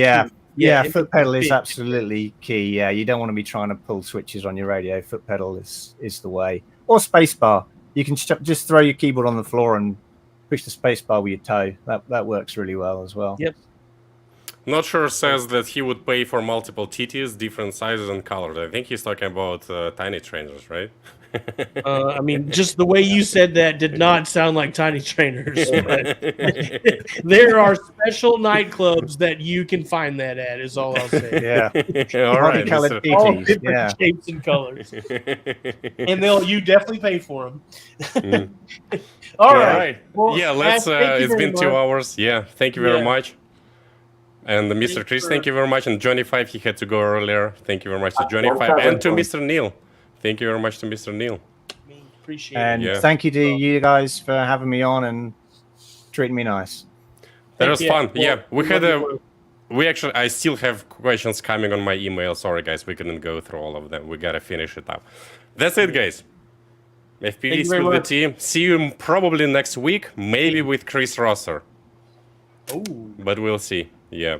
See you guys. Later. All right.